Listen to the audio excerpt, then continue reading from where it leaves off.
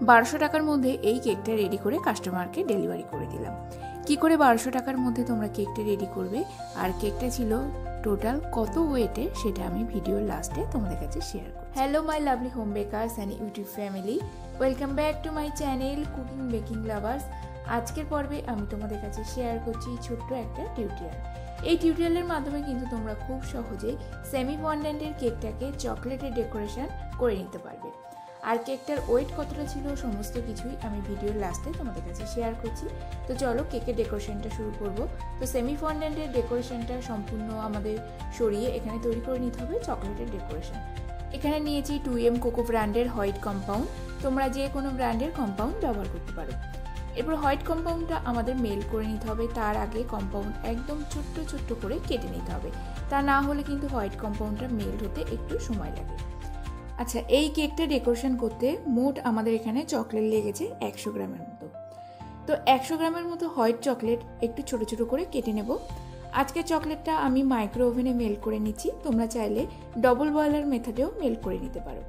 তো মাইক্রো ওভেনে white chocolate melt করতে টোটাল সময় লাগে 1 মিনিট 30 সেকেন্ড, মানে সেকেন্ড করে আমরা 3 বার রাখলেই দেখবে খুব সহজে হোয়াইট চকলেটটা মেল্ট হয়ে গেছে। ডার্ক চকলেটের থেকে হোয়াইট চকলেট মেল্ট হতে একটু সময় লাগে। এরপর চকলেটের মধ্যে কোন কালার মিক্স করব, চকলেটের টেম্পারেচারটা কীরকম থাকলে আমরা কালারটা মিক্স করতে পারি।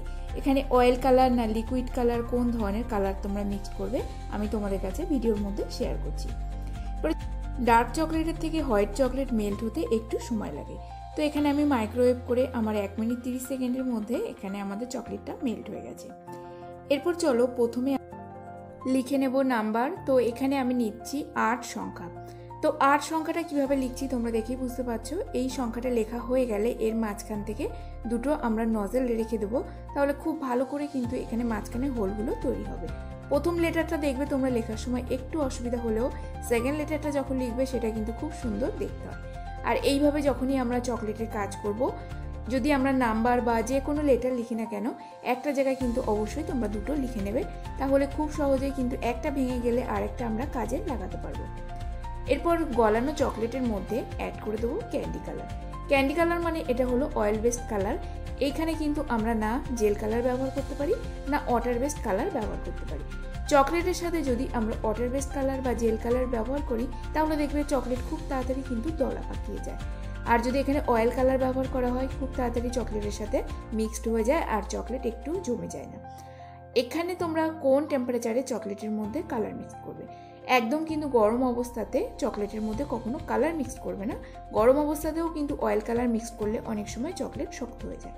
তো চকলেটটা একটু মোটামুটি রুম টেম্পারেচারে চলে আসলে তারপরেই তোমরা চকলেটের মধ্যে কালার মিক্স করবে। আচ্ছা বন্ধুরা, এখানে তোমরা একটা জিনিস খেয়াল করবে, চকলেটের প্যাকেট কেটে নেওয়ার পর চকলেটের প্যাকেটটা খুব ভালো করে মুড়িয়ে কিন্তু তোমরা যে কোনো একটা এয়ারটাইট কন্টেনারে ভরে রাখবে। আর অনেক সময় চকলেট একটু পুরানো হলে আমাদের মেল্ট হতে সময় লাগে, সেই সময় কিন্তু তোমরা হাফ টিএসপির মতো মানে চকলেটের কোয়ান্টিটি অনুপাতে ওখানে তেলটা অ্যাড করবে। ধরো এখানে আমি 100 গ্রামের মতো হোয়াইট চকলেট নিয়েছি, তার মধ্যে কিন্তু হাফ টিএসপি বা 1 টিএসপির মতো সাদা তেল অ্যাড করে আমরা চকলেট মেল্ট করে নিতে পারি। যদি তোমাদের লাগে তাহলে তোমরা এখানে সাদা তেল মিক্সড করে চকলেটটা মেল্ট করে নিতে পারো। চকলেট যদি তোমরা ডবল বয়লার মেথডে চকলেট মেল্ট করো তাহলে কিন্তু কোনোভাবেই যেন জলের বাষ্প বা জলের একটা ফোঁটা কিন্তু চকলেটের মধ্যে না পড়ে, তাহলে হোয়াইট চকলেট খুব তাড়াতাড়ি একদমই শক্ত হয়ে যায়। এইভাবে কিন্তু আমরা চকলেটের কাজ করতে পারবো না। তখন তো কথা বলতে বলতে এখানে চকলেটের সমস্ত টপারগুলো তৈরি করে নিয়েছি। আজকের ছোট্ট একটা কেকের টিউটোরিয়াল তোমাদের কাছে শেয়ার করছি। ভিডিওটি কেমন লাগছে বন্ধুরা অবশ্যই কিন্তু কমেন্ট করে জানিও। তোমরা অনেকে অনেক ধরনের রেসিপির জন্য রিকোয়েস্ট করেছো, ধীরে ধীরে সমস্ত রেসিপির ভিডিওগুলো আমার চ্যানেলে আমি আপলোড করে দেবো। তো এখানে যে হোয়াইট চকলেটের কাজগুলো করব এখনই কিন্তু আমরা ফ্রিজে সেট করব না, আমরা একটু সামান্য রুম টেম্পারেচারে সেট করে নেব। হালকা আঙুল দিয়ে দেখব চকলেটটা দেখবে উপরে সারফেসটা একটু শুকিয়ে যাবে, তারপরে গিয়ে ফ্রিজে সমস্ত কিছু সেট করব। চকলেট সেট করার জন্য যদি আমরা ডিপ ফ্রিজে রাখি তাহলে 1 থেকে 2 মিনিট রাখলেই কিন্তু চকলেটগুলো সেট হয়ে যায়। আর যদি আমরা নর্মাল ফ্রিজে রাখি তাহলে তোমাদের 5 মিনিটের মতো চকলেটগুলো রেখে দিলেই দেখবে খুব সহজে চকলেটগুলো একদম সেট হয়ে গেছে। যে কাজটা ফন্ডেন্ট দিয়ে খুব তাড়াতাড়ি হয়ে যায় সেটা কিন্তু চকলেট দিয়ে করতে একটু সময় লাগে, কারণ চকলেটটাকে ভালো করে সেট করতে হয়। অনেক সময় যদি ফ্রিজে অনেকক্ষণ চকলেট রেখে দিই তাহলে চকলেটটা মানে যে টপারগুলো আমরা তৈরি করছি একটু ডিমোল করতে গেলে দেখবে একটা দুটো ভেঙে যায়। তো এইভাবে সমস্ত চকলেটের টপারগুলো আমাদের এখানে তৈরি হয়ে গেছে। ততক্ষণে চলো কেক ডেকোরেশন করার জন্য এখানে তৈরি করে নেব ফুল। তো এখানে ছিল ফন্ডেন্টের ফুল, তো ফন্ডেন্টের ফুলের বদলে আমরা তৈরি করে নিচ্ছি ক্রিম দিয়ে ফুল। তো এখানে মোট মাঠ আমরা টোটাল তৈরি করে নেব 6 থেকে 7খানা ফুল। ফুল তৈরি করার জন্য নিয়েছি R11 নজেলের যে একদম ছোট্ট সাইজের নজেলটা হয়, তার সাহায্যে ছোট ছোট ফুলের পাপড়ি তৈরি করে নেব। যতটা সম্ভব তোমরা এখানে ছোট্ট ছোট্ট পাপড়ি তৈরি করবে। আজকে শুধু তোমাদের আমি একটা ফুল বানানোই দেখাচ্ছি, বাকি ফুলগুলো আমি অফ ক্যামেরায় তৈরি করে নিয়েছিলাম।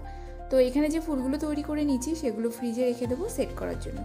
এইভাবে কিন্তু তোমরা ফুলগুলো আগে তৈরি করে নিয়ে রেখে দিলে দেখবে ফুলগুলো খুব তাড়াতাড়ি একটু শক্ত হয়ে যায়। আর কেক ডেলিভারি করার আগে ধীরে ধীরে ফুলগুলো তোমরা কেকের গায়ে লাগিয়ে নেবে। তো এই কেকটা রেডি করার জন্য যতগুলো চকলেটের আমরা ডেকোরেশন তৈরি করছি সমস্ত কিছু মিলিয়ে আমাদের এখানে 1 ঘন্টা মতো কিন্তু সময় লেগে যায়। কারণ চকলেট মেল করে চকলেটের কালার মিক্স করা, টপারের মধ্যে দিয়ে চকলেটগুলো সেট করা, তারপরে আমরা এখানে ছোটো ছোটো হুইপ ক্রিমের ফুলও তৈরি করেছি। সমস্ত কিছু মিলিয়ে এখানে কেকটা ডেকোরেশন করতে আমার 1 ঘন্টা সময় লেগে গেছিলো।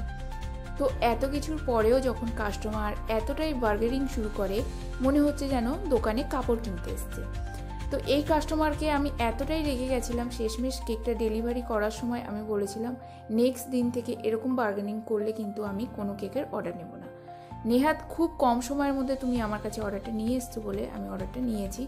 এতটাই বার্গেনিং শুরু করেছিল যে বন্ধুরা তোমাদের কাছে যদি এরকম ধরনের কাস্টমার যায় তোমরা কিন্তু তাকে মুখের উপরেই নাই বলে দেবে। তো এখানে আমি কেকটাকে অর্ডার তো নিলাম। এক তো ছিল কেকের ডিজাইনটা যেন হুবহু হতে হবে, তারপরে হলো টোটালি ফন্ডেন্টের ডেকোরেশনটা আমাকে চকলেট দিয়ে করে দিতে হবে। বেসিক্যালি তাদের ফন্ডেন্ট খেতে একটুও ভালো লাগে না। সমস্ত কিছু ডিমান্ড মাথায় রেখে কেকটা যখন ডেলিভারি করছি, মানে ডেকোরেশন করছি, আর কেকটা ডেলিভারি করতে যখন গেছি তখন আমাকে কাস্টমার বলল আরও 50 টাকা কম নিতে হবে। বোঝো কাণ্ড, একে এত কষ্ট করে কেকটা আমরা রেডি করলাম, তারপরে যখন টাকা দেওয়ার সময় আবার 50 টাকা কম। তারপরেও দেখো বন্ধুরা, যখন কেকটা কাটিং হচ্ছে সেই সময় কাস্টমার আমাকে ফোন করে বলছে আচ্ছা বাজেট অনুপাতে তো কেকের আমাদের হাইটটা যেন একটু কম লাগছে। আচ্ছা বন্ধুরা তোমরাই বলো, এই কেকটা আমি মানে 1200 টাকা বলেছিলাম, সেটাকে মানে কাপড় কেনার মতো দরদাম করে করে আমাকে 700 টাকার মধ্যে রাজি হতে হয়েছে। আর এই কেকটাকে তোমরা নিজেরাই দেখে আমাকে কমেন্ট করে জানিও কেকটা কোন অংশে ছোট লাগছে। যে একটা কেক আমরা ডেকোরেশন করছি তার মধ্যে প্রচুর প্রচুর কাজ, এই কাজের দামটা কিন্তু আমি ওই কাস্টমারের কাছ থেকে একটুও পেলাম না। তার সমস্ত কিছু ডিমান্ড মাথায় রেখে আমি কেকের ডেকোরেশনটা করেছি।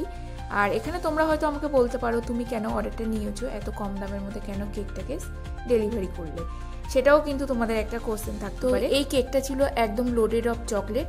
আর এই কেকের স্পঞ্জের রেসিপিটা আমি তোমাদের কাছে শেয়ার করেছি, কেকটা কি করে আমরা 2 টায়ার সেটিং করব সেটাও শেয়ার করেছি। কেকের কালার কম্বিনেশনটা এখানে রেখেছি সামান্য বেবি পিঙ্কের উপরে। 8 বছরের একটা বাচ্চা মেয়ের জন্মদিন ছিল।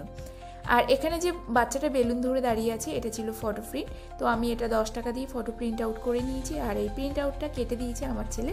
এইটুকু হেল্প আমার ছেলে আজকাল করে দেয়। তো এইভাবে কেকের ডেকোরেশনটা কমপ্লিট করেছি। আর কেকের উপরে ফুলগুলো মনে হয় না দিলেই কেকটা সব থেকে দেখতে ভালো লাগতো, মনে হয় আমার তো এখানে তাই মনে হচ্ছে। তোমরা কিন্তু আমাকে কমেন্ট করে জানাতে পারো যে চকলেটের ডেকোরেশন করার পর ছোটো ছোটো ফুলগুলো কিন্তু না দিলেই আরও দেখতে ভালো লাগতো। কেকের ডেকোরেশন সমস্ত কিছু মিলিয়ে কেকটাকে যদি আমি 1200 টাকা প্রাইস নিতাম তাহলে কিন্তু আমার অনেকটাই প্রফিট থাকতো। তবু এই কেকটার প্রাইস ছিল 700 টাকা। আর কেকটা তৈরি করতে আমার টোটাল এখানে খরচ পড়েছিল 350 টাকার মতো। তো সেই 350 টাকা থেকে আমি কতটা প্রফিট করেছি তোমরা নিজেরাই বুঝতে পারছো। তো এর থেকে যদি আরও প্রফিট করতে চাও, লোকেশান হিসাবে কিন্তু মানে কেকের দামগুলো খুব একটা আপ ডাউন থাকে। আর আমি যে লোকেশানটা থাকি একটা ছোট্ট টাউন, এখানে কিন্তু আশপাশে প্রচুর কম্পিটিশান। এখানে মানুষ চায় সস্তার মধ্যে খুব একটা বড় ধরনের কেক নেবে, আর সস্তার মধ্যে খুব সুন্দর একটা ডিজাইনার কেক নেবে তারা। তো এই ধরনের মানসিকতা যারা মানুষ থাকে সেখানে তো অবভিয়াসলি নিজেদের যে একটা এত মেহনতের মানে ছোটো ছোটো কাজের দাম সেটা কিন্তু পাওয়া যায় না। তো কিছু কিছু কাস্টমার এমনই আছে, আবার কিন্তু কেকটাকে আমার দরদাম করতে হয় না, যা দাম বলি তারা সেটা কিন্তু দিয়ে দেয়। তো এখানে দেখো কথা বলতে বলতে কেকের ডেকোরেশনটা হয়ে গেছে। আর টোটাল কেকটার এখানে ওয়েট হয়েছে 1 কেজি 21 গ্রাম। তো এখানে বোর্ডের ওয়েটটা যদি আমরা বাদ দিই তাহলে এই কেকটা 950 গ্রামের মতো হয়েছে। তো এখানে আমাদের টোটাল কেকের ডেকোরেশনটা কমপ্লিট হয়ে গেছে। আজকের মতো ভিডিওটি এখানে শেষ করছি। দেখা হবে নতুন একটা পর্বে। ততক্ষণ সবাই ভালো থাকবে, সুস্থ থাকবে।